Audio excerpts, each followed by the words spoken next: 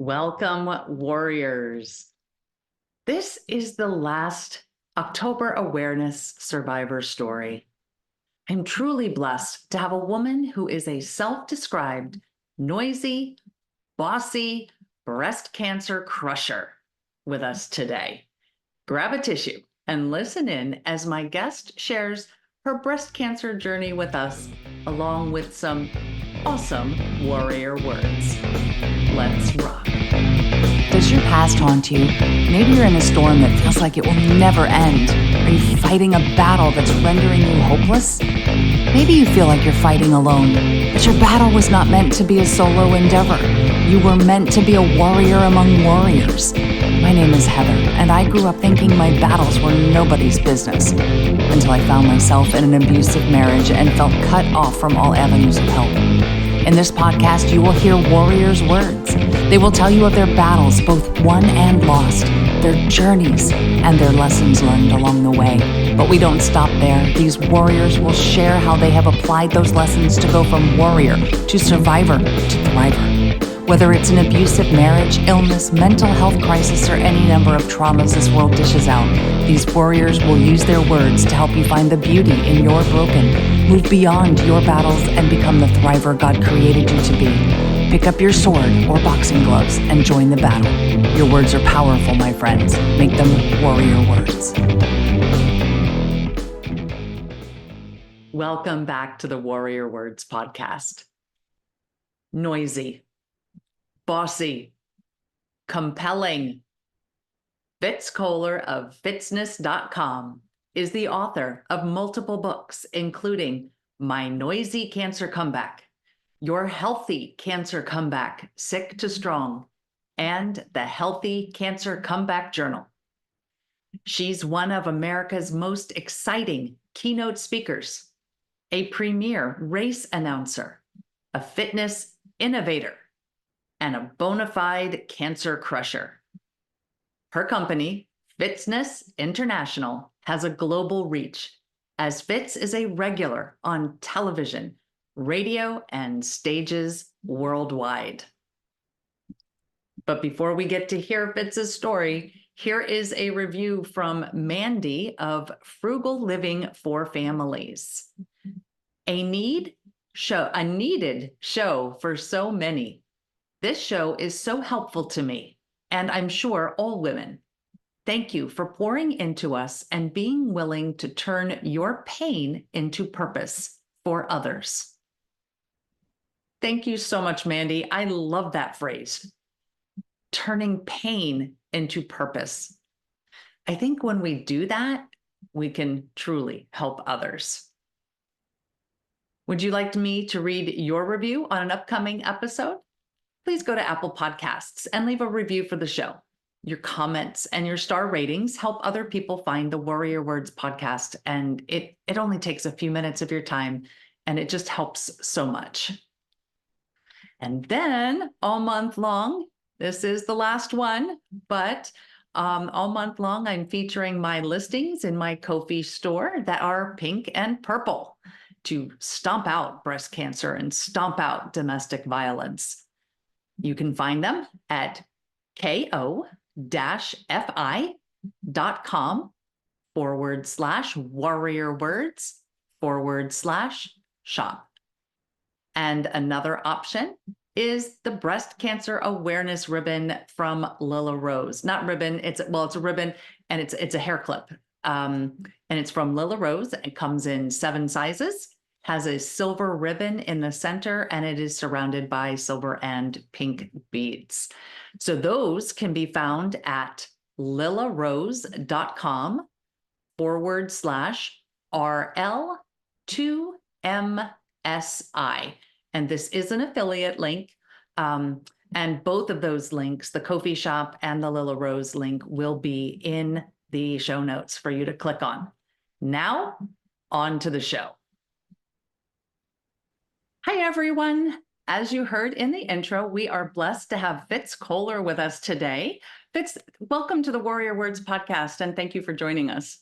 I'm thrilled to be here, Heather. You're adorable, and I'm so glad you asked. Thank you. Oh, well, thank you for your time. It is much appreciated. And so we'll just dive right in. You are a self-proclaimed breast cancer crusher. And so that's what I'd like to learn more about today, your history with breast cancer and how you crushed it.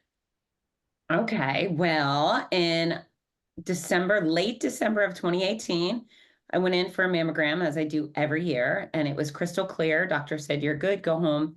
And 6 weeks later, getting out of a shower at a race weekend, I just happened to rub my underboob. I had an itch and I found a lump. And doctors say it was about a grape-sized lump. I thought it was more like a bean, but either way, found a lump and instantly picked up my cell phone, which was on the bathroom counter. I always play music when I'm in the shower. So turned the music off, called the doctor, said, "I found a lump." They said, "Hey, can you come in tomorrow?" Because it was Thursday. And they said, "Can you come in tomorrow?" I said, "No, I'm running a race tomorrow." So, "Well, how about Monday?" And I said, "Sure." And so I did. And then within a week, I'd had the mammogram and then the ultrasound. And they said, "Yeah, that lump looks suspicious, but you also have several hard swollen lymph nodes we're concerned about," Yeah. which is when my waterworks started. That's when I really thought, "Oh God, it's bad and it's real." And then I had a biopsy the next day. And then I was told, "You do have breast cancer. It's already spread to your lymph nodes. It's running through you like wildfire, and we need to treat you urgently and aggressively." And so they did. My treatment went, uh, it was so fast. The whole process was warp speed, which I'm grateful for. Mhm. And I had 21 rounds of chemotherapy over the course of 15 months, Wow. 33 rounds of radiation, and some surgeries. And I'm very grateful to say I'm 5 years in remission. Wow. Awesome. Yeah, Is thank you. that is incredible. So we have some similarities in that regard. I went in December of 2019 Okay. after a clean mammogram and a clean ultrasound, and then ended up with a what is it, a biopsy with MRI. And I didn't actually get the news on New Year's Eve, but I knew the news on New Year's Eve because I called and heard the nurse gasp right before she told me she couldn't tell me anything. And so my response was, "You just did." Yeah. So, Oh my gosh. yes. That you telling me that makes me gasp. It's so interesting. I had a nurse recently call me. I had an appointment with my oncologist, follow-up stuff. I don't remember what tests I had, but she calls me and I answer. I have my earbuds, as we all are driving around with our earbuds in. And she goes, "Are you driving?" I said, "Yeah." She goes, "I need you to pull over." Oh. And so I thought, "Oh, damn it, here it comes." It's back, right? So I pull off. And she just was shooting the shit about whatever. She just was like, "You can't be driving while we're talking." I thought, "Are you kidding me?" You tell a recovered cancer patient to pull over, that pretty much means it's back and I'm dying. So Yeah. weird practice, but whatever. I wasn't dying. It wasn't back. Oh, yeah. And those phone calls and those extra tests are always scary. Always scary. Yeah. The first time I heard no evidence of disease was also in December, and that was December 2020, because I went through my treatment. All of my treatment was in 2020. I was in a chemo chair when the lockdowns came down. So I had been tested. I get, what was it? The PET scan. I had the PET scan done on December, I don't know, maybe it was 19th or something. And I got the phone call on December 23rd. And I said, "This is either going to be a really crappy Christmas or a really good one." And I heard no evidence of disease then. And that was, it was like the best Christmas ever. Yeah. Yeah. Well, you sit there at Christmas. For me, so at first I definitely thought I was dying for certain. I had no evidence. I just thought, "Oh my gosh, it's already spread to the lymph nodes. I'm definitely going to die." And I was fearful for my own life, but I was really more fearful of losing Ginger and Parker's life, my kids. That just bothered me so much. I was so devastated. And then when I finally met with my oncologist, he said, "No, we have a cure. We have a plan to cure you. You're just going to have to endure it." Okay. But it just sticks in the back of your head. And I am the most positive, I really am that girl where I always feel like it'll work out. It's fine. No big deal. Yeah. But yeah, I definitely sat there on Christmas thinking, I wonder if this will be my last one. Everything could be your last. And I was sitting in this office looking around thinking, all right, well, everything in here is garbage. If I die in 2 months, I'm going to throw away and nothing I own is of value for real because Yes. it all just gets trashed if I'm dead. So anyways, it's very natural to have those macabre feelings. And I'm so Mhm. glad I'm beyond that for the most part. Yeah. And like you just said, that was my first concern was for my life and then for my kids, because I have a daughter and a son as well. And I'll never forget the look on my daughter's face when I told her, because Ah, she was a senior in high school. And of okay. course, this is also 2020. She's a senior in high school. No. So at that point, because I told her in January, and it was all very fast for me too, because when I finally got the confirmation on the 2nd, I was in the team office and they ran the entire team by me. I think what, 5, 6 different doctors and Wow. specialists on the 9th. And then I was on a surgical table on the 17th. So very, very fast. Well, and thank goodness for that. Some people, man, they find a lump, they dawdle, they get an appointment 2 months later, and then the scan is for a month later. And I'm Mhm. thinking, and those people call me because of my books. They go, hey, I might need your books. I'm thinking, move, call someone, kick and scream, get your appointment now, because if sooner we get it, the less Mhm. complicated it is, the more effective the treatment will be. And so faster is better for sure. It was a whirlwind, but I'm grateful it was versus one where it just dragged out. Ugh, no, thank you. Yeah. Well, one other thing that I've heard you speak about is your hair, and Yeah. both of us were treated within a year of each other, and we're both sitting here with full heads of hair now. But you and I have very similar experiences with our hair. Can you share what that was like for you?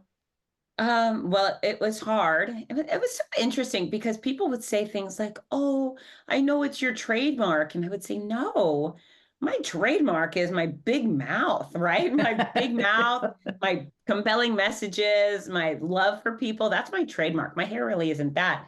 But I certainly did love my hair. And if I didn't, I would have shaved it. Like, who wants to deal with all of the effort that goes Yeah. into hair unless you really like having hair? And so mine started falling out. My doctor, what a wizard he is. I had to ask him, I said, how long will it take for my hair to start falling out? He goes, 11 days. And you know what? On the 11th day, Wow. hair started falling out. It started getting sore, like I had had a really tight bun. And then it Mhm. started falling. And I thought, okay, because I was on my way to announce the LA Marathon the next day. And I thought, if I could keep my hair for this weekend, that would be great. And I'll just finger brush it. I won't brush it. I won't pull it out. I'll just try to manage it by petting it or whatever. Yeah. And then it hung in there Friday, Saturday, and on Sunday, the day of the LA Marathon, it just started just dropping like I was a Labrador shedding type thing. And it was 2 feet long. And so whenever it fell, it was a very big deal. And I was gutted by it. And what's so funny is race announcing makes me so genuinely happy. And it was a little bit psychotic. So I cry all morning and then I get to the start and finish line and I'm with these people and I'm legitimately full of joy. And we Yeah. had, I think, 25,000 people that day. And so as they're coming through and I'm welcoming them, here's Susie Q and Joe Schmo, blah, blah, blah, hooray. But if I pulled off the microphone and my co-announcer, Rudy, started talking and I looked down, my black stage was just covered with blonde hair. It was everywhere. And Mhm. it was devastating. It was really, so I was wearing sunglasses. And so he'd be talking in the microphone. I'd be boo-hoo crying. And then he'd step off the microphone and be like, hey, happy, happy, joy, joy. But I actually, if I hadn't promised my daughter that she asked me, she said, please let me be there when you shave your head. Okay. So if it wasn't for that promise, I would have had a barber or anyone with a razor come shave my head on that stage. It became unbearable. And it was really hard. I mean, I definitely did a lot of crying. And then I flew home, Delta Airlines, LAX to Atlanta and Gainesville the next day. And the plane was covered with my hair. It was Yeah. awful and it was embarrassing. And I don't really embarrass him. And I've done nothing wrong. But these two Right. girls um, next to me, and I had told them, I said, I'm so sorry. I just started chemo and my hair is falling out. They said, it's okay. They were so sweet. But I thought, no, this is not okay. It was everywhere. It was really appalling. And there was nothing I could do to keep it, like glue it to my head just for a time bit. But I came Yeah. right home from the airport. My hairstylist met me here and we just ripped off that Band-Aid. She shaved it. Now, in hindsight, I go back and I think, why did I need a hairstylist to shave my head? That's probably the least complicated hairstyle you could ever have. And my best friend, my very best friend in the whole wide world, she has lymphoma right now. And so this weekend, her family shaved her head. And so I look back and I think, maybe I should have done that. Maybe I should have let my kids have the thing. But anyways, we just sat at the kitchen table and I covered my eyes like a coward and I cried and Kristen shaved my head. And then when it was all over, my son said, Mom, you look really cute bald. And I thought, okay, I can probably do this. What about you? I was not as brave as you. Okay. So I had, well, the first thing I did was, so mine was almost as long as yours, waist length. And so I said, you know what? I have long, thick hair. Before chemo touches me, I'm going in and I'm going to cut it and donate it. And so that is very brave. That's super brave. Well, that's the only brave step. The rest of the story's coming.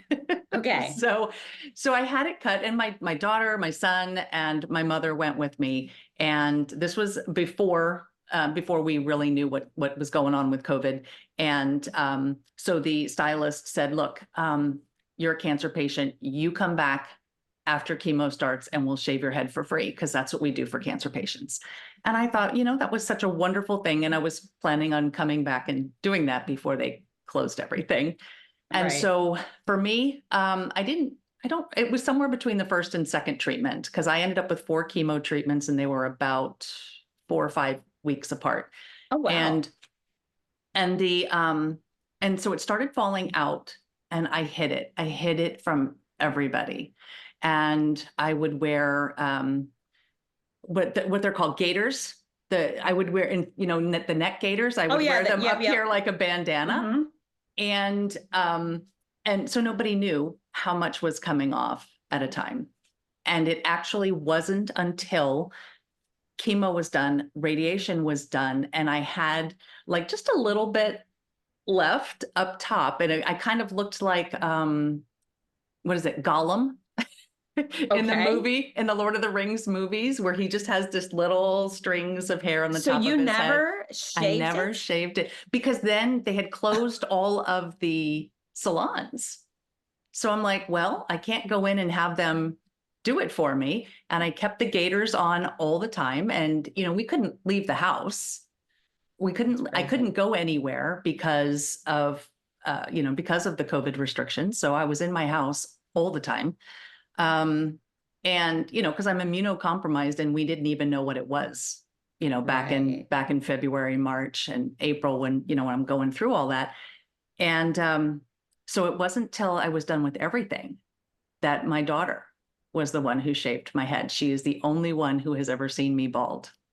That's crazy, because that's why I'm not brave. But the trauma of watching it fall out is really grisly. Like the fact that for months you just watched your hair hit the ground. That's I don't know if it's brave or crazy, or I don't know what it is, but crazy. I needed it just done. It was ripping my heart out, but I thought, okay, just rip it off. Just let's go. Wow. That had to be really hard. What a challenging thing to do. Oof. Yeah, it was definitely challenging. And that was one thing that I had to let go of. And I sat and I remember sitting on the stairs of my townhouse talking to my mother and just saying, I have to literally, figuratively and literally let go of my hair, because I know it's going. Yeah. And it had always been a thing for me. It's always been long. It's always been, it just always has. So, but it took almost a year for it to start growing back. I was a little surprised that it took that long. Yeah.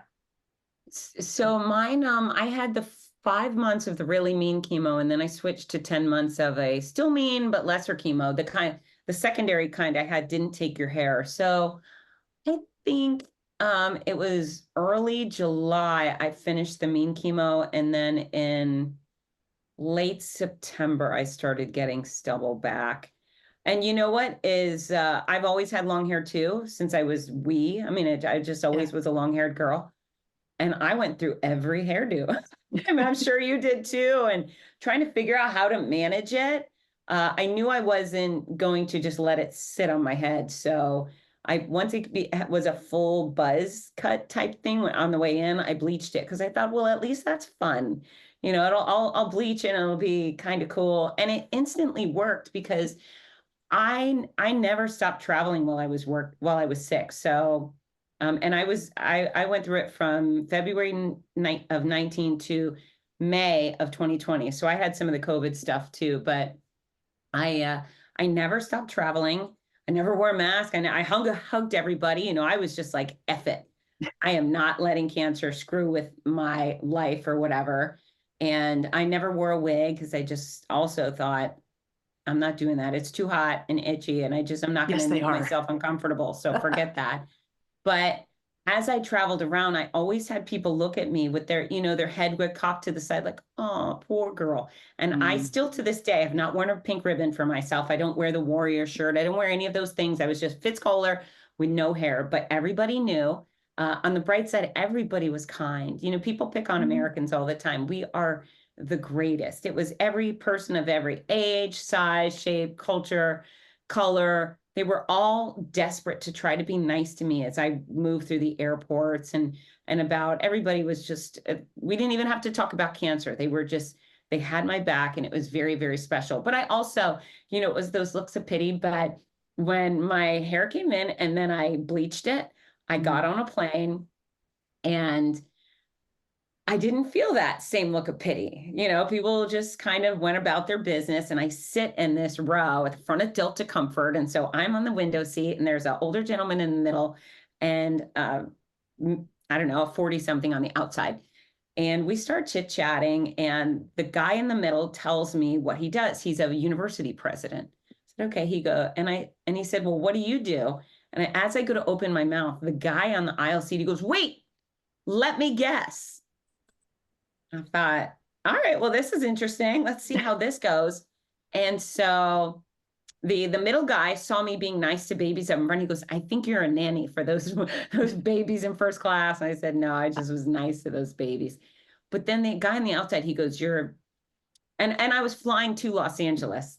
And he goes, you're either in the business or you're in marketing or PR or something like that. He thought I looked cool. And I thought, okay, well, this is way better than just looking sick, right? Yeah. I was so skinny. I was a little skeleton, but that little buzz cut, bleach blonde hair, all of a sudden, I didn't look like a sick person anymore. I looked fun. And so that was interesting. And then I started kind of pointing it in the middle. I thought, well, this is silly fun. And what else am I going to do with it? Spiking it up. And then I was joking with my daughter and I said, I'm going to keep it spiked up until it's too tall for the gel to hold. And she goes, no, you're not. And I said, okay, game on. And so I called it the shark fin. And I kept it going up until it was at least 4 or 5 inches high.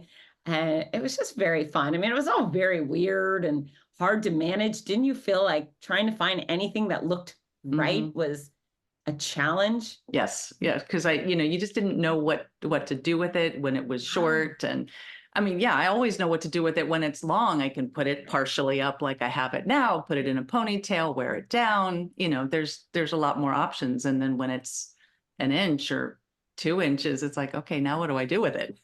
Yeah, and it's kind of weird and fluffy. Who Mhm. wants fluffy hair on their I'm just I don't know. Anyways, I was grateful to have every millimeter of hair as Yeah. it came back in, but it certainly was tricky. Yes, yes, it was. It was. I was tempted to go purple with mine, and then I had a conflict. I was like, well, no, this is baby hair now, Yeah. and now I'm like, well, now it's 3 years old. Well, okay, so it's now dead at the bottom because that's Oh. how hair works.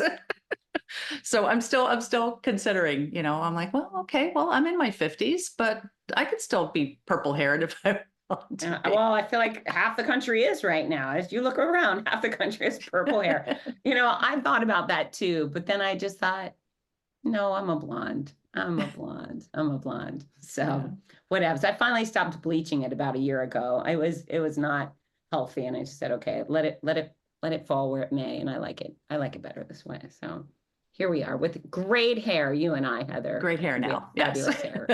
Mm-hmm. Oh, well then let's switch to so you went through chemo and you went through radiation and you did end up having some surgeries. I can't even remember how many surgeries I had. Okay. So would you say that there were some lessons that you learned along the way? And I already know the answer to this because I know that you have. So Yeah. I'm just is there one or two that maybe would be really helpful to the audience to hear? Yeah, I think the two most important are number one, perspective. And I never had a why me moment. And I think that was very powerful in my mindset. And, you know, for me, I got diagnosed and of course I was scared. I was very scared. And when I talk about this, I don't ever want anyone to think I'm such a tough girl. I cried every day. I cried every single day for at least 15 minutes. I would cry alone in my bathroom or alone in my car. It was just really stressful. But I would always consider the children with cancer and the babies with cancer. And so why would I ever say why me? Because why them? Those babies didn't do anything to brain cancer or leukemia or whatever it is they have. Mhm. So I never thought why me, even though I am a fitness expert who does almost everything right. And I'm a vegetarian and I don't smoke and I don't this or that. Never had to why me. If it could happen to them, it could happen to anybody.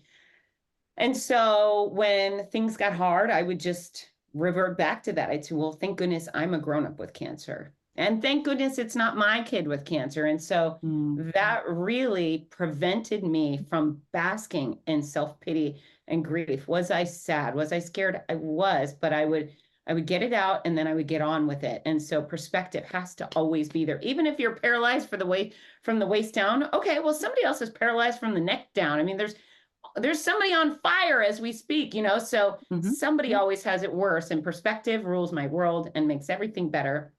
And then the other thing that was really meaningful to me was my commitment to my passions. And so right away you get sick, people start saying, oh, you got to stay home, you got to hide out, you're a cancer patient. And I just thought, you know what, the only people we should be isolating are our prisoners, right? People on death row should be isolated. Cancer patients should have quality in their life and they should pursue the life that they're trying to live, that they're trying to keep, right? So for me, that was my kids.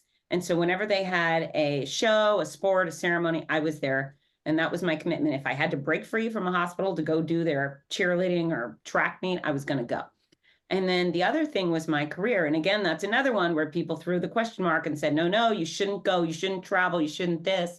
But my great miracle was, you know, traveling was so hard. And you just mentioned, I only had a lumpectomy. I had the port in, the port out, and a lumpectomy. So I got off, I hate to say easy with surgery, but I didn't have the god awful amount of mastectomy and reconstruction so many women have. But my real burden was chemo. I was violently ill for a very long time. I lived with whatever someone would compare to tequila hangover or a stomach bug every day. And so traveling, as you can imagine, was tough.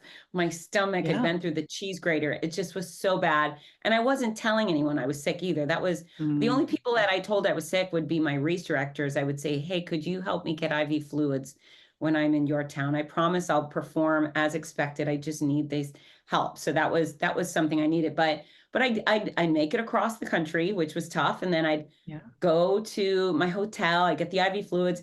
I'd sleep on the bathroom floor. You know, that's where you sleep when the world is spinning. And then, and it felt like everything was wrong with me because pretty much everything was wrong with me. But when my alarm went off, I dragged myself out and I get on those stages, whether I was doing a keynote or race announcing. And the second I stepped on those stages, every single thing that was wrong with me went away. I wasn't sick or suffering or tired or any of those things. I got to be full force Fitz Koehler because I was with my athletes or with these wonderful audiences doing the thing that I do and serving the people that I love. And so it was miraculous. It was absolutely miraculous. If I had not gone to do those things, all I would have been was sick.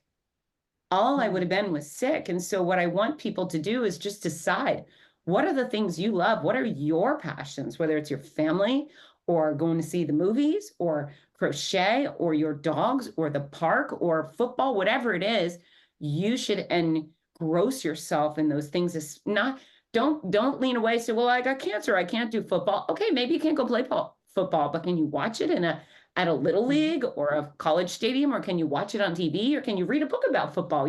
Those Right. things are going to lighten your life and make you feel like you. And so if I were going to give any, so it's those two. And then of course it's physical fitness has to matter now more than ever. You do what you can when you can, watch what you put in your mouth, get the quality sleep. And yeah, mental health, physical health is of the utmost important during cancer care.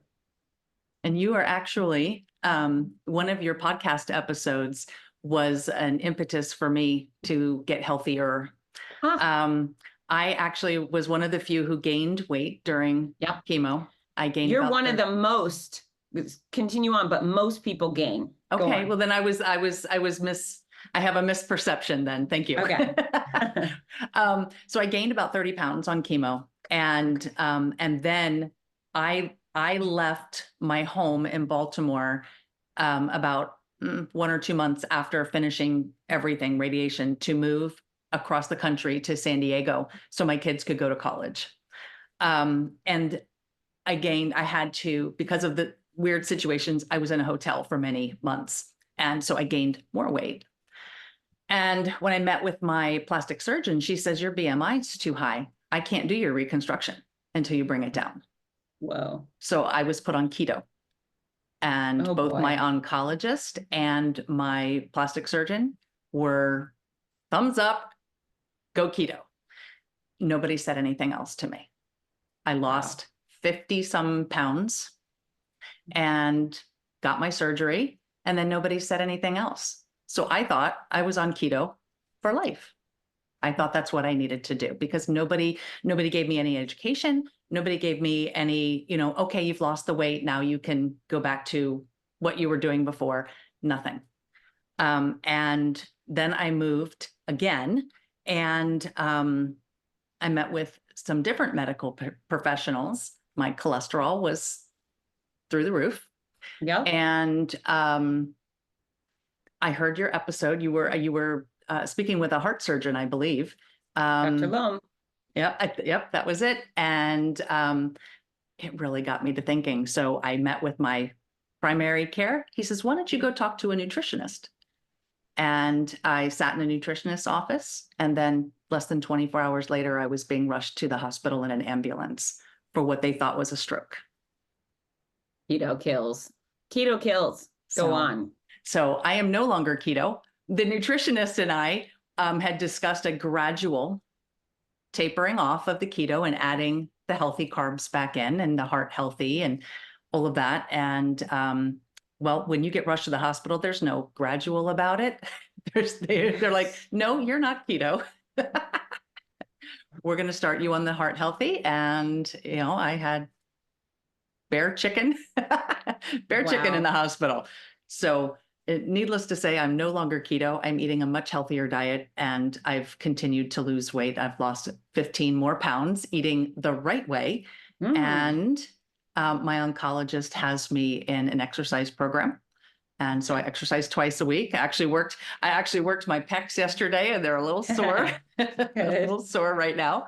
But it's been life-changing. And so, like I said before we hit record, this is a little fangirl moment for me because of the fact that you helped me, and you may have just been a catalyst to saving my life.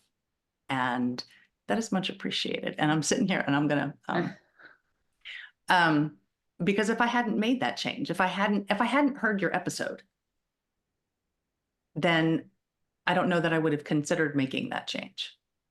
Wow. And so I thank you. I'm going to publicly thank you right now. I really appreciate that. And that goes with what I was saying also about podcast episodes being evergreen. And I hope that somebody listens to this episode, whether it's the day it's released or 2 years from now, and here's your lessons learned about perspective and doing what you love, and it saves their lives too. Wow. Thank you, Heather. Thank you, Heather. It's so interesting as you're telling me that. I remember you sharing that, I think, on LinkedIn. Yeah. and being floored. It's so interesting. I talk about this stuff all the time, just constantly blah, blah, blah about the exact formula, about eating wisely, about eating nutritiously, about how diets are dumb and you want to avoid keto and intermittent fasting and all these supplements and shakes and things that are just nonsense and so harmful.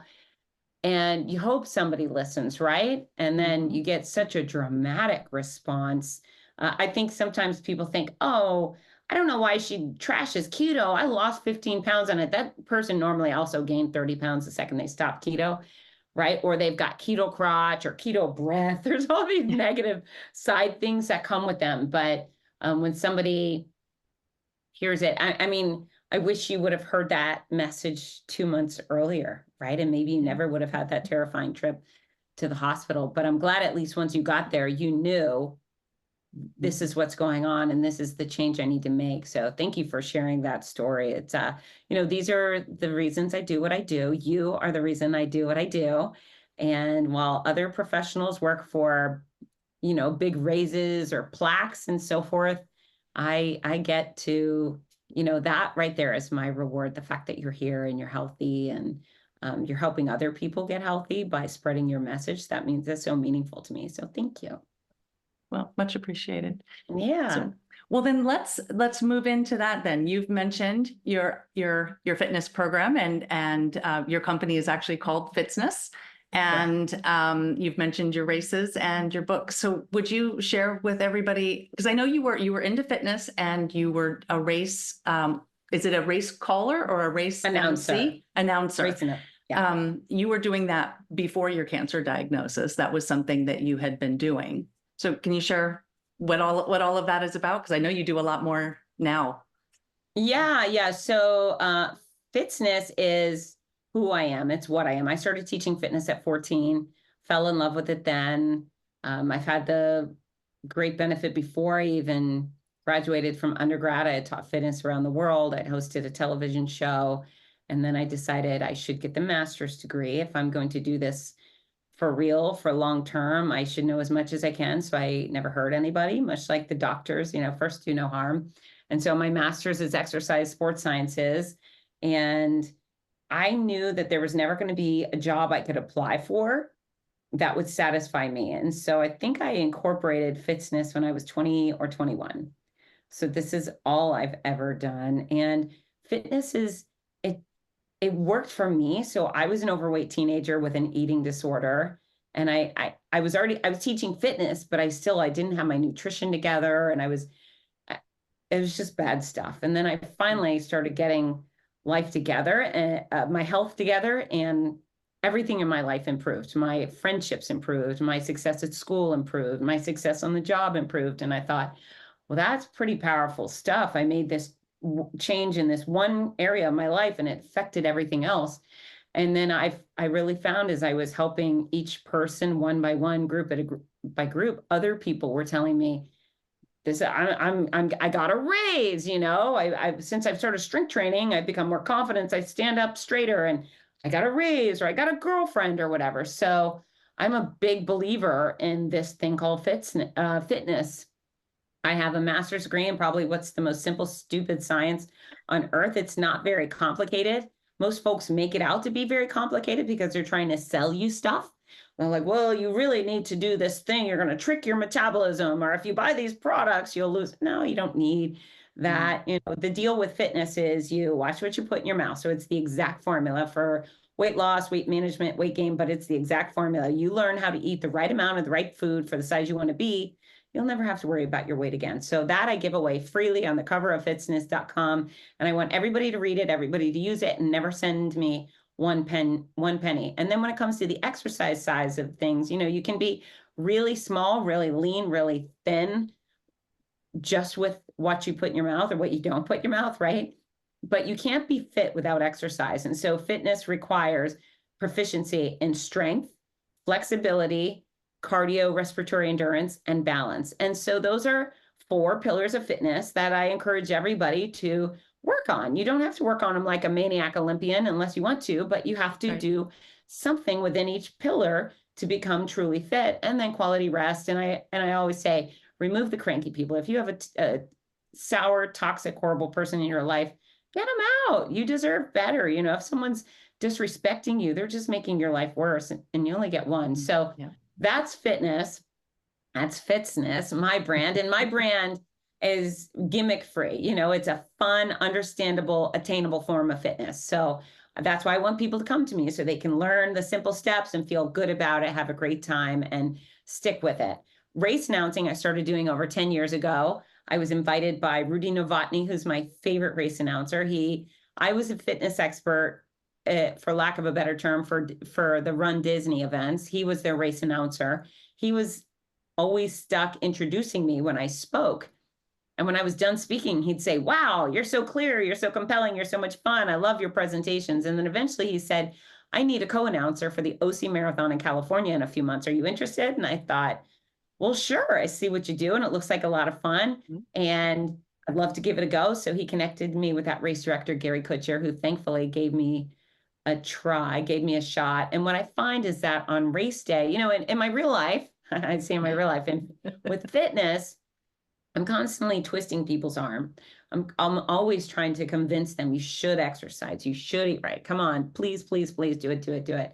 But on race day, a race organization says, hey, Fitz Koehler, we've got 5 to 35,000 people that want to exercise today. Can you make sure they know what to do, know where to go, and have a great time? And I think, holy hell, these are the people, these are the ones that I've been wishing for. Give me 30,000 people that want to exercise. Yes. Okay. Yeah. And so I try to make every start line feel like a rock concert. I want everybody to feel like they're part of a team. If anyone came alone, they should feel like now they know everybody and they're pumped up. Or if they're nervous, I help them calm down. I whip them into a frenzy, send them off. And then as they come through the finish line, my goal is to make every last one of them feel like the champion and make the whole experience so fabulous that they will want to come again, whether it's to one of my races or that race, or just go out and exercise again. I find I have some power, some Fitzness power to compel people to keep exercising if I make that experience wonderful. So I love race announcing. I love the speaking. I do a ton of keynotes, and that's actually really a very special place for me, because in race announcing, I don't get to talk about the 4 pillars or the formula or perspective or passion, right? But when I'm on a stage with, whether it's a corporation or association, then I get to message those people. I get to dump all of my stuff into their head and compel them to do better. And quite often they do. So career-wise, I'm living the dream. I'm very fortunate. Yeah, it sounds like you've had a very full and exciting. Yeah, and it brings me to people like you. Why would I not want that, right? Well, thank you. Yeah, no, it sounds a lot of fun. And but you've also done something else. You've written about your cancer journey. You've had you have a few, and I definitely guys, I know they're on your website, and I definitely want to point people to your website, because as she said, everyone, it is a lot of fun. I have seen photographs, and there's videos, and there's just so much information that Fitz just gives you for free on her website. And so I do want to give you the opportunity to plug your books if you want, because they're just I think they'll be helpful to other cancer patients or family members dealing with a cancer.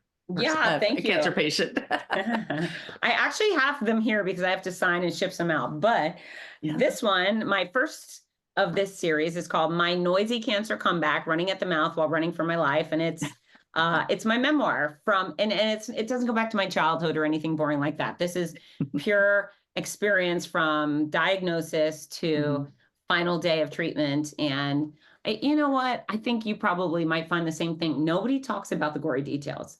People talk about the fluff, they skim over. There's a celebrity who, I'm just going to say she was a Good Morning America host, but I read her book after I finished my book, because I thought, okay, I want to see what other people are writing. She actually wrote, blah, blah, blah. I went in, I had a mastectomy, and then I went to the Hamptons. And I thought, wow, well, good for you, but why don't you talk about the bruising or the drains? Or she mentioned nothing And so you don't have that problem with my book. I went into all the gory details and my fingernails rotting off, and then all the really fun, funny stuff. Because I mean, maybe I have a sick sense of humor, but I thought there were some hilarious things along the way, some hilarious situations. And when you're living in the Twilight Zone, you get some good stories. So that's my noisy cancer comeback. And that one's appropriate for anybody. And then the next two books are precisely for cancer patients. And then I even have people with MS and Parkinson's read these because there's a lot of crossover information. But this one I would like to get in the hands of every single cancer patient and survivor on Earth. In fact, I would love for, upon diagnosis, people to have this. It's Your Healthy Cancer Comeback, Sick to Strong. And it's the guidebook on how to navigate exercise, nutrition, quality sleep, complementary care through and beyond treatment, because almost all oncology professionals will tell patients, hey, you should exercise during treatment. Hey, you should eat right. But they don't tell them how. And it's tricky to exercise with surgery and radiation. And maybe you have throat cancer and you're trying to swallow. How do you eat healthy food when your throat's on fire? Or, how do you exercise post-surgery or with drains and so forth? So this is for any type of cancer patient. And it's been widely recommended by oncologists and purchased by cancer centers to distribute to their patients. So I hope everybody will, get it for yourself, or if you love someone with cancer. And then this is the Healthy Cancer Comeback Journal, and it's full color like the guidebook, but it's a place to put all your details, your diagnosis details, your treatment details, and then places to document your faith, your family, your fears, the funny stuff. So there's some prompts in there like, have you nicknamed your tumor? Have you nicknamed your port? What celebrity do you look like bald? And then in the back, there's a daily journal where you put in your nutrition, your exercise, your sleep, so you can track your progress from sick to strong. So all of those are available wherever books are sold. But if you go to fitzness.com, I send them all out signed. I sign them all and I put them in beautiful packages with free gifts. So I got a question for you. Okay. What celebrity did people tell you look like bald? You looked like bald. Well, since nobody saw me but my daughter, Okay. I don't know. I have been told, I have been told that I look like two different celebrities with my hair, one of which was Brooke Shields. And nice. So I was, all right for that one. And oh gosh, now who was the other one? Shoot. And I'm going to draw a blank. See, the chemo brain. I'm going to call a chemo brain on that one. But yeah, no, I wouldn't, I just wouldn't let anybody see me because I think when you said you weren't embarrassed because you didn't do anything bad, I think that was one of the things that I probably did let get to me that maybe I shouldn't have. Yeah. We can all look back and I can see mistakes that I made in my journey, and I can see things to celebrate in my journey as well. And I like that you celebrated your passions. And I think that's one of the, I usually ask guests what their warrior words are at the end. And I think that qualifies, just to celebrate your passions and to do that. And I think that your journal is something that can really help with that, because yes, you can record the yucky stuff. You can record those things, but you included humor in that, naming your tumor and naming your port. I would have too many tumors to name. Oh my God. So they could have been like the Seven Dwarves or something like that. Yeah. Stick around with an idiot like me, Heather. I'll come up with a stupid name. Well, let's see. Wait, I had 4 in the breast. So wait, what? The Beatles, the Monkees. Yeah. There we go. You go. Dating myself. No. All right. One Direction. That's a little, yeah, I'm a little old. Well, you can get modern. You can be One Direction. So my celebrities I look like, and I think we probably all get the same one if people saw us bald, but I got a lot of Sinead O'Connor, which made a total sense. That I can buy off, fine. And then I would get, you look just like Grace Jones. And I would think, really? Do I really look like Grace Jones? If you're just listening to the podcast, FYI, I am as Irish as they come with blue eyes. I'm not sure how that worked. But then what I got all the time, and when I say all the time, I mean all the time, And specifically, they would say, "You look just like crazy Britney Spears." Over. That's right. and She did have over. she did have a shave her head moment, didn't she? Yeah, when she lost her mind with the paparazzi and she took an umbrella, she shaved her own head, and she took an umbrella and tried to bash in a paparazzi's window in his car. And yeah, everybody's like, "You look just like crazy Britney Spears," which I thought was the best. That was a riot. And then my best friend called me noisy mannequin. That's so cute. I was like, okay, that one I really like. So anyways, you got to have fun with it. They say that sometimes we've laughed until we cried. Yeah. I think with cancer, sometimes you cry until you got to laugh. And so I took that route, and it worked for me. And I hope everybody will consider laughing even on the worst days. Yeah, I think laughter is one of the best healing medicines I think Yeah. that we have. And yeah, it's important. If I say it frequently, if I don't laugh, I'll cry. And Yeah. it's much better. I prefer the laughter. If I have to Yeah. wipe So away tears, I'd rather them be from laughing too hard. yeah. And so reverse it. Next time you're feeling frustrated, say, "Okay, I'm gonna feel this way until I laugh," and then get it out that way. There's probably somebody who would easily poke a funny hole in any crappy situation you're dealing with. Oh, I'm sure. My son would be one of them. That guy. That's right. Mine too. He lives with me still, and yeah, he makes me laugh every day. So I'm very, very grateful for him. So, well, I want to thank you. You did mention your website, fitzness.com, and I'm going to get that in the show notes as well as your socials. And so that way people can just click and get in touch with you and order your books directly from you, so they get the beautiful packaging and your signature along with it. And I just want to thank you for giving your time today and sharing your story and giving us laughs and good advice and just a great message. I appreciate you and I appreciate your time. Wow, that's mutual. And I'm so glad you're done with keto. Me too. Yeah, I'm so happy you're cancer free. And, as they say, that's a club no one wants to be a part of, but here we are. And the membership is pretty awesome. So that is true. And that's a wonderful way to look at it. We don't want the club, but the membership is good. Yeah. It's very good. For sure. All right. Well, thank you again, Fitz. I appreciate your time. Bye, guys. Wow. What a way to end our October awareness series. All 4 of our guests this month offered incredible experiences and warrior words for us to apply to our lives. And I dare say that most of it can be applied to your life, whether you've dealt with cancer or not, whether you've dealt with domestic violence or not. I appreciate all of those warrior words, and especially all of my guests this month. In my intro, I mentioned that Fitz was noisy and bossy. But the other word she uses to describe herself is compelling. And I think that's the word that best applies to our conversation today. Fitz shared a compelling story about her life with cancer.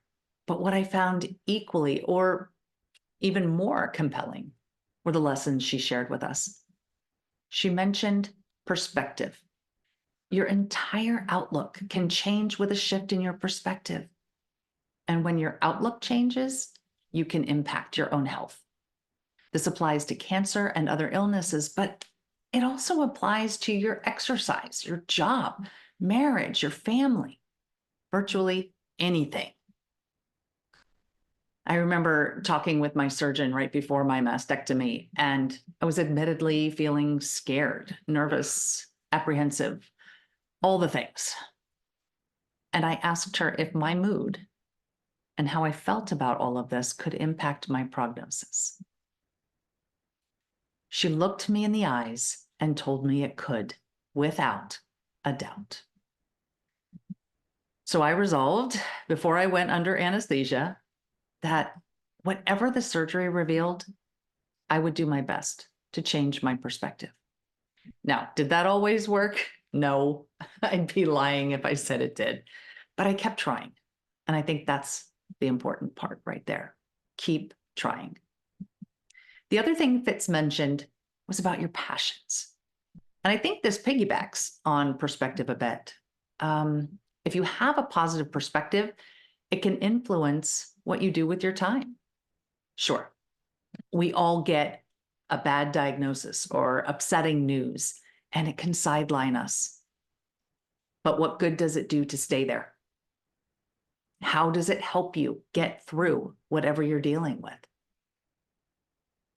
If you allow yourself to feel the disappointment, pain, fear, all the negative emotions, and then move forwards, in other words, don't stay there, you have the opportunity to improve your prognosis again.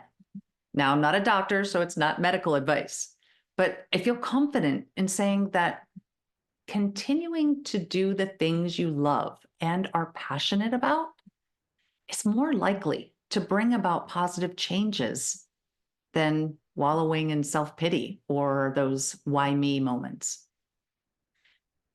When you are sidelined with painful or disappointing news, what's your passion that falls by the wayside? How can you shift your perspective in a way that allows you to feel the emotions, but not give them power over you? Specific to breast cancer and all cancers, don't give cancer that power. Be noisy, be bossy, crush cancer. Just something to think about this week. Until we meet again, armor up, fight the good fight, seek beauty, and make your words warrior words. God bless.